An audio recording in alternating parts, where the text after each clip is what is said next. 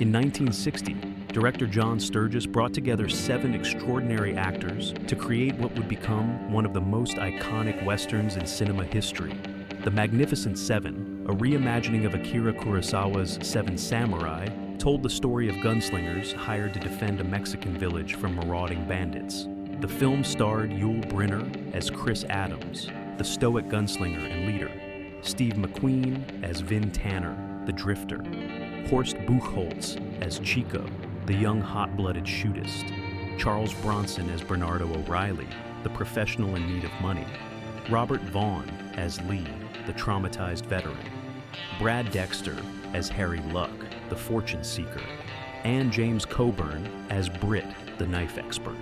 Together, they created a chemistry that transcended the screen, each bringing their unique talents to create something greater than themselves. Terrence Stephen McQueen was born on March 24, 1930, at St. Francis Hospital in Beech Grove, Indiana. His father, William Terrence McQueen, was a stunt pilot for a barnstorming flying circus who abandoned his mother, Julia Ann Crawford, when Steve was just 6 months old. Unable to cope with caring for a small child and struggling with alcoholism, Julia left him with her parents in Slater, Missouri, where he experienced something resembling a normal childhood on his Uncle Claude's farm. But normalcy wouldn't last. At age 8, his mother reclaimed him, shuttling him between various stepfathers and locations. By 12, he was living in Los Angeles with his mother and her third husband, whom McQueen later described as abusive.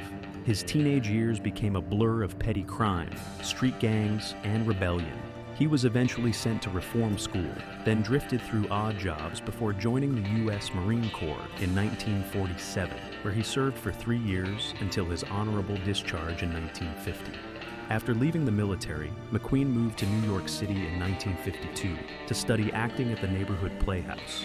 He worked with legendary teachers Stanford Meisner, Uta Hagen, and Stella Adler, learning the craft while scraping by with menial jobs. McQueen's first lead film role came with The Blob, 1958, a low-budget science fiction film that showcased his natural screen presence. This led to Never So Few, 1959, where he worked with director John Sturges for the first time. Sturges recognized something special in the young actor, a combination of vulnerability and toughness, stillness, and energy. When Sturges began casting the Magnificent Seven, he remembered McQueen. The role of Vin Tanner, the drifter who joins Chris Adams' mission, seemed perfect for the actor who embodied restless American masculinity. But McQueen was still relatively unknown compared to Yul Brynner, who had already won an Academy Award. McQueen understood that he was second billing to Brynner, and he wasn't content to remain in anyone's shadow. On set, he employed every trick he could think of to draw the camera's attention. In scenes with Brynner, McQueen was constantly in motion, adjusting his hat, checking his gun. According to cast and crew, he was always doing something in every shot he and Brynner were in together, effectively hijacking focus from the established star. The tension between McQueen and Brynner became legendary. Yet somehow, this tension worked for the film. The Magnificent Seven opened to mixed critical reviews, but found its audience quickly.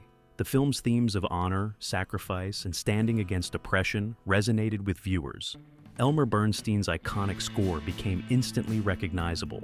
While not a massive box office hit initially, the film's reputation grew steadily, eventually achieving classic status. For McQueen, it was a launching pad. He had held his own against established stars and proved he could carry a major motion picture. McQueen reunited with John Sturges for The Great Escape 1963, cementing his status as a superstar.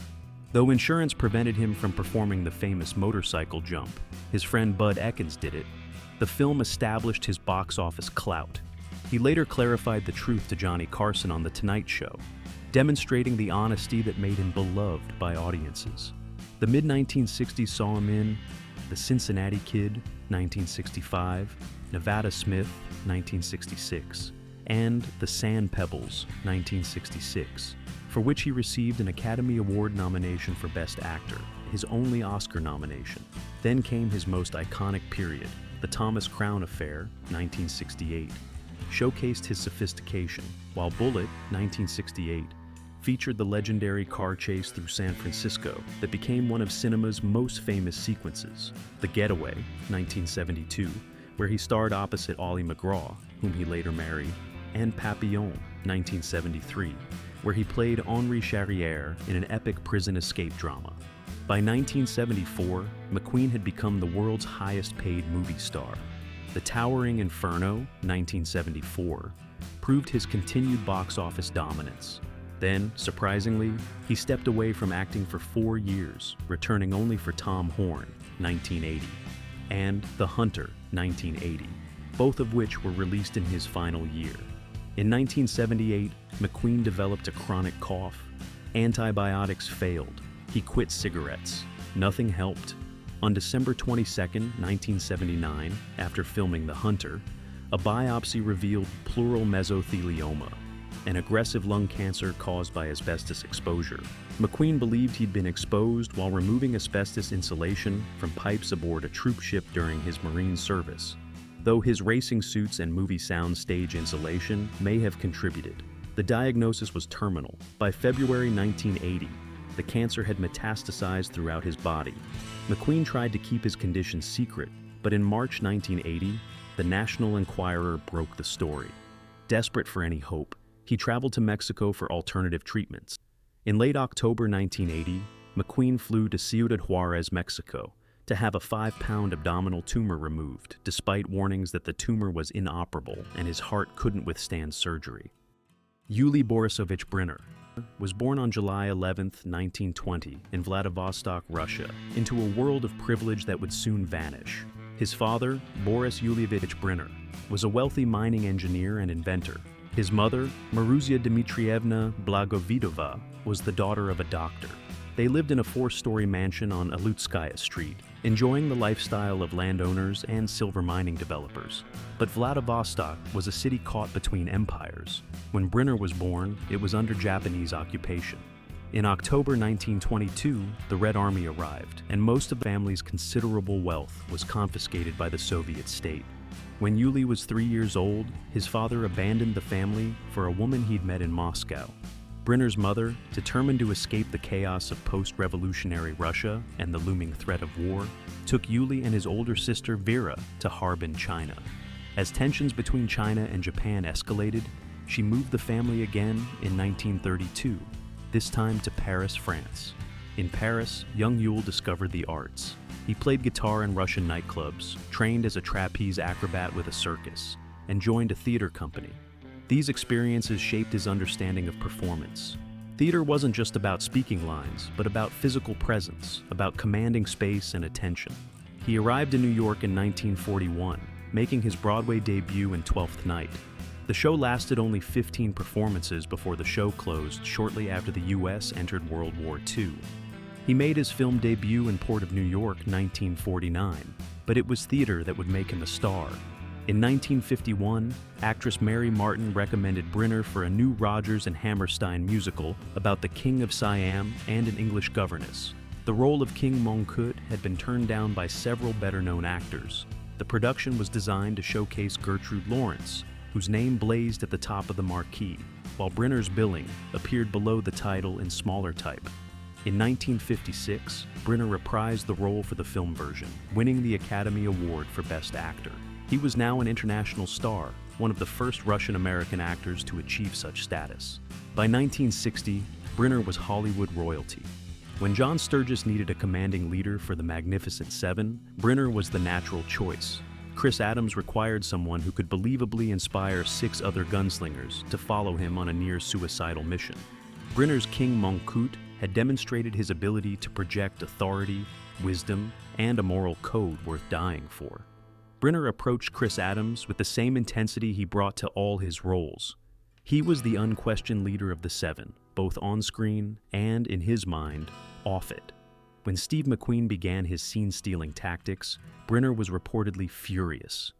The film expanded his range and introduced him to audiences who might never have seen The King and I. The 1950s and 60s showcased Brynner's range with The Ten Commandments 1956, had already established him as Hollywood royalty playing Ramesses II opposite Charlton Heston. Anastasia, 1956, earned him critical acclaim opposite Ingrid Bergman. The Brothers Karamazov, 1958, and Solomon and Sheba, 1959. Post-Magnificent Seven, he appeared in Taras Bulba, 1962, Kings of the Sun, 1963, and Invitation to a Gunfighter, 1964. Return of the Seven, 1966, brought him back to Chris Adams, though without most of the original cast. The Double Man, 1967, Villa Rides, 1968, and The File of the Golden Goose, 1969, continued his film career into the late 1960s. The 1970s saw Catlow, 1971, Fuzz, 1972, and The Light at the Edge of the World, 1971. Westworld, 1973, became a science fiction classic, with Brynner playing an android gunslinger, a role that let him blend his Western and science fiction personas. Future World, 1976, reprised this role, but by the 1970s, Brynner had returned to his first love, The King and I. He spent most of the decade touring the world in the role, performing it thousands more times. In September 1983, Brynner noticed a sore throat and a lump on his vocal cords. Just hours before his 4,000th performance in The King and I, he received devastating news: inoperable lung cancer. He was a lifelong heavy smoker, 5 packs a day at his peak. The doctors gave him 3 months to live, but Brynner wasn't finished. He underwent radiation therapy, and when it showed results, he returned to performing. His final tour was billed as a farewell engagement, and everyone understood what that meant. On June 30th, 1985, Brynner gave his 4,625th and final performance as King Mongkut, a special Sunday night show in his honor. It was a triumph and a goodbye. Horst Werner Buchholz was born on December 4th, 1933, in Berlin, Germany. He was the son of Maria Hasenkamp, and he never knew his biological father. In 1938, when Horst was 5 years old, his mother married Hugo Buchholz, a shoemaker, whose surname the boy adopted. He barely finished his schooling before seeking theater work, first appearing on stage in 1949 at age 16. Berlin in the post-war years was divided, broken, trying to rebuild from ruins. Young Buchholz worked in East Berlin initially, but soon moved to West Berlin for better opportunities. He established himself in theater, notably at the Schiller Theater, and worked in radio. He expanded into German language dubbing, including roles such as Lampwick in Pinocchio and Ben Cooper in Johnny Guitar. His youthful good looks and rebellious energy brought him the lead in Die Halbstarken, 1956, which made him a teenage sensation in Germany. An English-dubbed version was released in the US as Teenage Wolfpack, with Buchholz billed as Henry Buchholz and promoted as Germany's answer to James Dean. Full-fledged stardom resulted from Confessions of Felix Krull, 1957, directed by Kurt Hoffman. In 1959, Buchholz made his English-language debut in the British production Tiger Bay, co-starring with the young Hayley Mills. The film was a notable success and brought him to international attention. Hollywood took notice. When John Sturges was casting The Magnificent Seven, he needed someone to play Chico, the youngest of the seven, hot-blooded, eager to prove himself. Buchholz arrived in the United States with time to spare before filming began. He lingered in New York and appeared on Broadway in a short-lived adaptation of Sherry, 1959, before heading west to Hollywood. At 26, he was cast as the youngest of the seven, bringing European sensibility to an American Western. Chico was the emotional heart of the Magnificent Seven, the character who bridges the gap between the villagers and the gunfighters, the one who falls in love. Buchholz played him with a combination of cockiness and vulnerability that made the character compelling. His European training gave him a different approach to the Western genre, bringing intensity that felt fresh. His multilingual abilities proved invaluable. Buchholz could speak German, English, French, and Spanish fluently, allowing him to dub himself in foreign releases of his films. This gift for languages made him one of the few German actors to achieve considerable success in both Hollywood and Europe. Following The Magnificent Seven's success, Buchholz starred in 2 more major Hollywood productions. The romantic drama Fanny, 1961, with Leslie Caron and Maurice Chevalier, and Billy Wilder's Cold War comedy 1, 2, 3, 1961, filmed in Berlin. The Wilder film showcased his comedic talents and his ability to handle rapid-fire dialogue. The 1960s continued with 9 Hours to Rama, 1963, The Empty Canvas, 1963, and Marco the Magnificent, 1965, That Man in Istanbul, 1965, Cervantes, 1967. Rather than remain in Hollywood, Buchholz chose to return to Europe, where he worked steadily throughout the 1970s and 1980s. The Great Waltz, 1972, Women in Hospital, 1977, and Avalanche Express, 1979. In 1984, he appeared in Sahara opposite Brooke Shields. After Sahara, Buchholz continued working steadily in European film and television. In 1958, Buchholz married French actress Miriam Bru, and they had 2 children, son Christopher, who became an actor, and daughter Beatrice. Robert Francis Vaughn was born on November 22, 1932, at Charity Hospital in New York City. His parents were both performers. His father, Gerald Walter Vaughn, was a radio actor, and his mother, Marcella Gaudel, was a stage actress. He majored in journalism at the University of Minnesota, but in 1951, he won an acting contest that changed his trajectory. He decided to pursue acting and enrolled at California State University, Los Angeles, then Los Angeles State College, where he received a bachelor's degree in theater arts in 1956.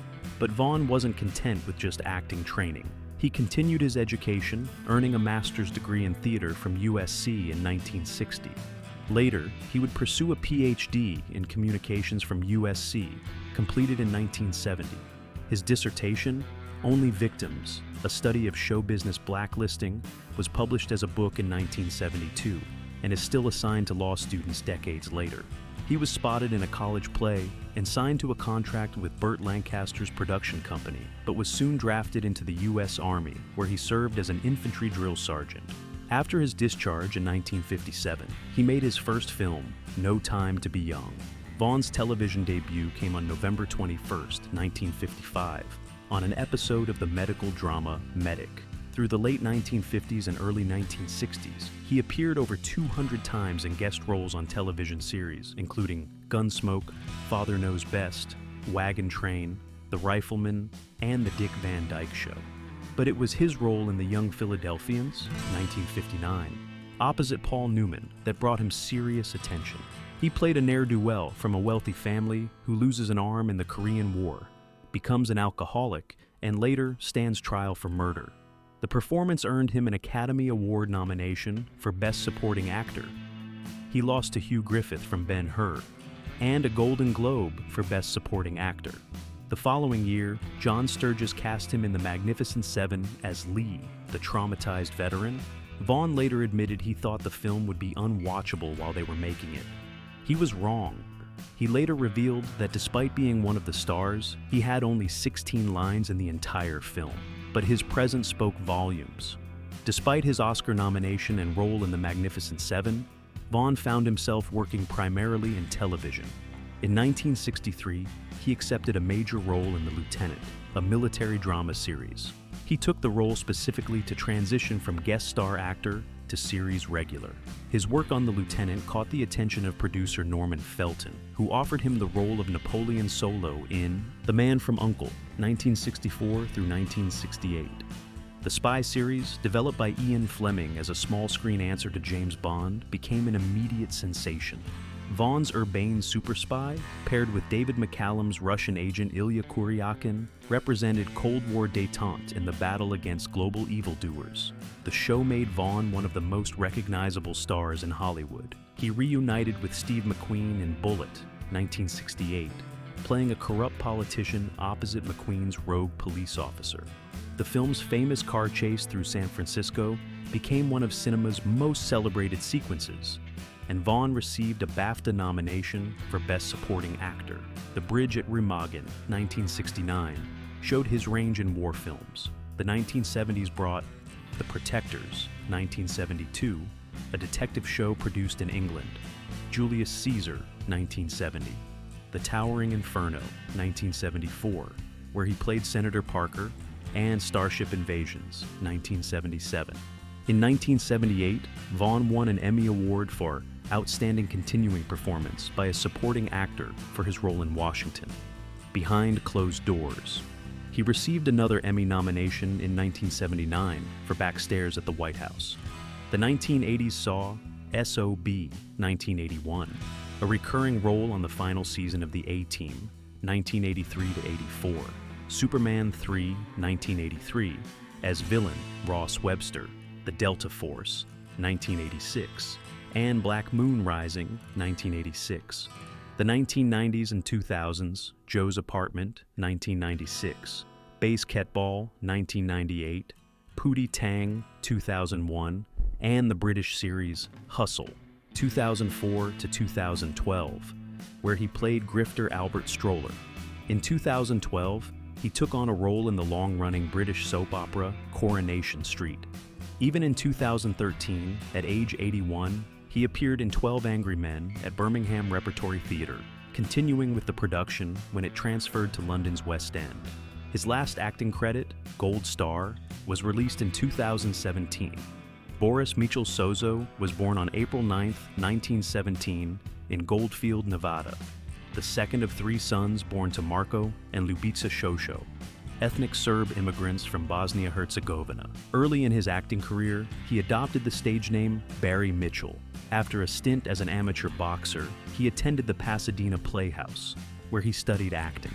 He had a small role in The Mortal Storm, 1940, then joined the U.S. Army Air Corps during World War II. After the war, Dexter had a role in Hell Dorado, 1946, a Roy Rogers Western, still as Barry Mitchell. He worked in radio drama and theater, building his craft in the post-war years. Director John Huston spotted him in a play and cast him as a bad guy in The Asphalt Jungle, 1950. This time under the new sobriquet of Brad Dexter, the name that would stick. Throughout the 1950s, Dexter continued playing hard cases of a usually villainous stripe in both crime dramas and westerns. His roles in films like Untamed, 1955, Between Heaven and Hell, 1956, and Run Silent, Run Deep, 1958, established him as a reliable character actor who could bring menace and depth to supporting roles. In 1960, director John Sturges cast Dexter as Harry Luck in The Magnificent Seven. Both Sturges and producer Walter Mirisch had worked with Dexter before and trusted his abilities. The success of The Magnificent Seven did not immediately benefit Dexter's career. He returned to television, guest starring in The Aquanauts, Hawaiian Eye, General Electric Theater, Tales of Wells Fargo, Surfside 6, The Investigators, and Alcoa Premiere. Films during the early 1960s included It Started in Tokyo, 1961, The George Raft Story, 1961, where he played Bugsy Siegel, and X-15 with Charles Bronson. He supported Yul Brynner again in Taurus Bulba, 1962, Kings of the Sun, 1963, and Invitation to a Gunfighter, 1964, None But the Brave, 1965, Von Ryan's Express, 1965, and Blindfold, 1965, followed. In May 1965, Dexter saved Frank Sinatra from drowning while swimming in heavy seas off Hawaii during the filming of None But the Brave. Dexter moved into producing, working on films including The Naked Runner, 1967, The Project That Became the Lawyer, 1970, and his biggest producing success, Lady Sings the Blues, 1972, starring Diana Ross as Billie Holiday. He returned to acting with roles in Jory, 1973, Shampoo, 1975, Vigilante Force, 1976, and Winter Kills, 1979. Television guest appearances included McCloud, Kojak, SWAT, Project UFO, and The Incredible Hulk. Dexter produced the TV series Skag, 1980, starring Carl Malden. His last role was in Cognac, 1988. Dexter married singer Peggy Lee in January 1953. The couple divorced that November after only 10 months. He maintained friendships with Marilyn Monroe and other Hollywood figures. He married Star-Kissed tuna heiress Mary Bogdanovich on January 27, 1971, and remained with her until her death on June 12, 1994. Later, in 1994, he married June Dyer. Dexter's tough guy roles contrasted sharply with his easygoing and friendly real-life personality. Those who knew him described him as warm, generous, and without pretension, far from the hard cases he portrayed on screen. James Harrison Coburn III was born on August 31, 1928, in Laurel, Nebraska, the son of James Harrison Coburn II and Malate S. Johnson. His father's garage business was completely destroyed by the Great Depression, forcing the family to relocate. Young James was raised in Compton, California, where he attended Compton Junior College. His first acting role came early, at age 4, playing Herod in a school play. In his teens, he worked in a movie theater, performing various roles from janitor to ticket taker. These humble beginnings gave no hint of the iconic career to come. Coburn studied acting at Los Angeles City College and the University of Southern California. He was then drafted into the U.S. Army, spending time in Texas and Germany. After his discharge, he moved to New York to study with legendary acting teacher Stella Adler, learning the craft that would serve him throughout his career. He made his stage debut in Billy Budd at the La Jolla Playhouse. While looking for acting work, he appeared in commercials, including one for a Remington razor and another for beer. His tall frame, lanky build, and distinctive toothy grin made him memorable, though not in conventional leading man ways. Coburn's first feature roles came in two 1959 westerns, Ride Lonesome, which has earned a reputation as one of the best examples of the B-Western genre, and Face of a Fugitive. In Ride Lonesome, he delivered a memorable performance as Wit, a dim-witted outlaw seeking a pardon. The following year, director John Sturges cast him in The Magnificent Seven as Britt, the knife-wielding mercenary. Coburn held his own with minimal dialogue, exuding a cool menace. Britt was the quietest of the seven, a man of few words and deadly precision. Coburn played him with an economy of movement and expression that made every gesture meaningful. His famous scene demonstrating his knife-throwing skills while another gunfighter shows off with a pistol, ending with Britt's calm assessment that the knife is faster, became iconic. He projected what would become his signature quality, effortless cool. The Magnificent Seven launched Coburn into steady work. He appeared in Hell is for Heroes, 1962, with Steve McQueen, then reunited with director John Sturges for The Great Escape, 1963, playing the Australian POW Sedgwick. Charade, 1963, with Cary Grant and Audrey Hepburn followed. The mid-1960s brought The Americanization of Emily, 1964, Major Dundee, 1965, directed by Sam Peckinpah, and his breakout starring role. In December 1964, it was announced that Coburn would star in Fox's James Bond parody Our Man Flint, 1966. Playing super agent Derek Flint, producer Saul David described Coburn as undoubtedly one of the most interesting-looking actors in the business today, a cross between Humphrey Bogart and Jean-Paul Belmondo. The movie was a huge success and established Coburn as a star. He followed it with What Did You Do in the War, Daddy? 1966. Then, In Like Flint, 1967. Another popular Flint sequel. Coburn chose not to make any more movies in the series, a decision later called a mistake, as subsequent films where he didn't play Flint were less successful. The President's Analyst, 1967. A political satire that became a cult film. Waterhole Number 3, 1967, and Duffy, 1968, followed. In 1967, Coburn was voted the 12th biggest star in Hollywood. The 1970s saw strong roles.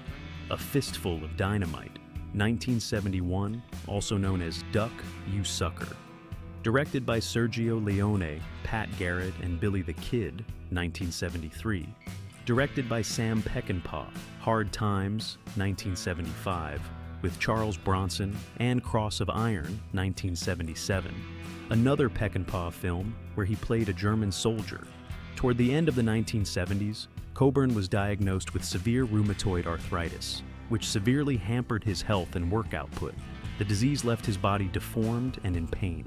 By the 1990s, Coburn was appearing regularly in both film and TV productions again. No one was more surprised than Coburn himself when he won the Academy Award for Best Supporting Actor in 1998 for playing Nick Nolte's abusive, alcoholic father in affliction, 1997. At 70 years old, his career received another shot in the arm. He appeared in another 14 films, including Monsters, Inc., 2001, where he voiced Henry J. Waternoose III, the man from Elysian Fields, 2001, and Snow Dogs, 2002. In 2002, he received a Primetime Emmy Award nomination for Outstanding Miniseries for producing The Mists of Avalon. Charles Dennis Bukinski was born on November 3, 1921, in Ehrenfeld, Pennsylvania, a small coal mining town in the Allegheny Mountains north of Johnstown. He was the 11th of 15 children born to Lithuanian immigrant parents. His father, Walter Bukinski, was a coal miner, and his mother, Mary Valinsky, was born in Pennsylvania to Lithuanian parents. Charles grew up speaking Lithuanian, Russian, and Greek at home before learning English. The family lived in grinding poverty in a coal mining community where survival meant hard labor from childhood. His father died when Charles was only 10 years old. At 16, he followed his brothers into the coal mines in Scooptown, Pennsylvania, to support the family. He was paid $1 per ton of coal and volunteered for the most perilous jobs because the pay was better. The experience left him with a lifelong fear of enclosed spaces and an understanding of physical hardship that would inform every role he played. During World War II, Bronson served in the U.S. Army Air Forces, flying 25 combat missions as a tail gunner on B-29 bombers. After his discharge, he used the GI Bill to study art at the Philadelphia Museum School of Industrial Art, a passion he maintained for the rest of his life, before enrolling at the Pasadena Playhouse in California to study acting. In 1954, during the House Un-American Activities Committee proceedings, he changed his surname from Bukinski to Bronson at the suggestion of his agent, who feared that an Eastern European surname might damage his career during the McCarthy era. He reportedly took his inspiration from the Bronson Gate at Paramount Studios, situated on the corner of Melrose Avenue and Bronson Street. Originally cast in small parts as ethnic heavies in the early 1950s, Bronson worked steadily in both film and television. He made several appearances in shows including Sheriff of Cochise, U.S. Marshal, Alfred Hitchcock Presents, and numerous westerns. By 1960, Bronson had established himself as a reliable character actor. John Sturges cast him in The Magnificent Seven as Bernardo O'Reilly, the Irish-Mexican gunfighter who forms a special bond with the village children. It was the role that would introduce him to international audiences. O'Reilly was the heart of The Magnificent Seven, the character who showed why the Seven fought. His scenes with the village children, teaching them about courage and manhood, gave the film its emotional core. Bronson, drawing on memories of his own impoverished childhood, brought authenticity to scenes of a hardened man, revealing unexpected gentleness. With his weathered features, one film critic described his rugged looks as a Clark Gable who had been left out in the sun too long. And his quiet intensity, Bronson made O'Reilly unforgettable. Director John Huston once likened Bronson's screen presence to a hand grenade with the pin pulled. The Magnificent Seven was followed by The Great Escape, 1963, as Danny Valinsky, the Tunnel King, and The Dirty Dozen, 1967, both ensemble war films that showcased his ability to hold his own among major stars. Four for Texas, 1963, Guns of Diablo, 1964, and The Sandpiper, 1965, filled out the decade. This property is Condemned, 1966, The Dirty Dozen, 1967, and Villa Rides. 1968 followed. Stardom eluded Bronson in America until his late 40s. In 1968, he went to Europe to co-star with Alain Delon in the British-French thriller Farewell Friend. European audiences embraced him immediately. He became a massive star in France and Italy, where his tough guy persona and weathered features were celebrated rather than seen as obstacles to leading man status. Once Upon a Time in the West, 1968, directed by Sergio Leone, made him an international superstar. Rider on the Rain, 1970, Red Sun, 1971, and Chato's Land, 1972, cemented his European success. American Stardom and Death Wish. 1972, Bronson signed with United Artists to make several action pictures. The Mechanic, 1972, The Stone Killer, 1973, and Mr. Majestique, 1974, preceded his biggest American hit. Death Wish, released in July 1974 and directed by Michael Winner, finally made Bronson a household name in America at age 52. Playing Paul Kersey, an architect turned vigilante after his family is attacked, Bronson created an iconic character that spawned 4 sequels and countless imitations. The late 1970s brought increasingly violent action films: Breakout, 1975, Breakheart Pass, 1975, From Noon Till 3, 1976, The White Buffalo, 1977, and Telephone, 1977. From the late 1970s into the 1980s, Bronson became synonymous with tough, no-nonsense action and vigilante thrillers. He appeared in Love and Bullets, 1979, and Cabo Blanco, 1980, followed by the rugged adventure of Death Hunt, 1981. His association with vigilante-themed films grew with Death Wish 2, 1982, 10 to Midnight, 1983, and The Evil That Men Do, 1984. The Magnificent Seven were mortal men, and one by one, death claimed each of the warriors who once rode together. Steve McQueen was the first to fall, dying on November 7, 1980, at age 50, just 12 hours after surgery to remove an abdominal tumor at Clínica de Santa Rosa in Ciudad Juárez, Mexico. He had been battling mesothelioma, a lung cancer caused by asbestos exposure. His body was cremated, and his ashes were scattered in the Pacific Ocean. Yul Brynner followed on October 10, 1985, at age 65, succumbing to lung cancer at New York Hospital after years of heavy smoking. 5 packs a day at his peak. His body was cremated, and his ashes were buried on the grounds of the Abbey of Saint-Michel-de-Bois-Aubry, near the village of Louzet in France. Before his death, he recorded an anti-smoking PSA that aired posthumously, warning viewers, "Now that I'm gone, I tell you, don't smoke. Whatever you do, just don't smoke." Director John Sturges died on August 18, 1992, at age 82, from emphysema and a heart attack in San Luis Obispo, California. The man who assembled 7 legendary performances left behind a legacy of films that defined American action cinema.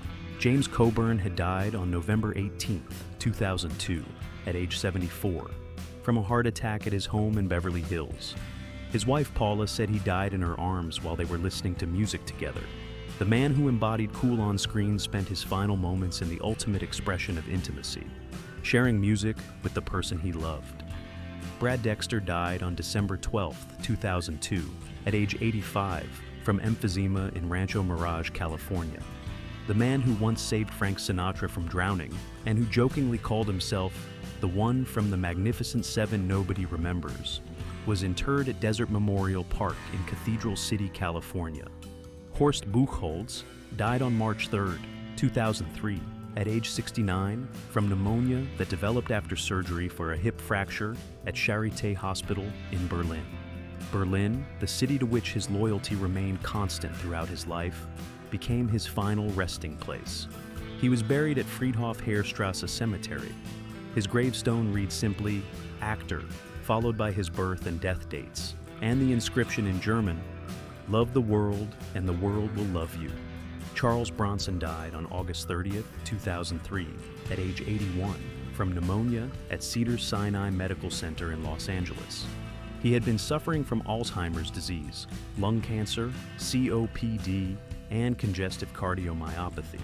The boy who started working in Pennsylvania coal mines at age 16, who survived World War II as a tail gunner, who became one of cinema's most recognizable tough guys, was buried at Brownsville Cemetery in West Windsor, Vermont. Robert Vaughn was the last survivor, outliving all his fellow gunfighters. He died on November 11, 2016, at age 83 from acute leukemia in a hospice in Danbury, Connecticut, after a year-long battle with the disease.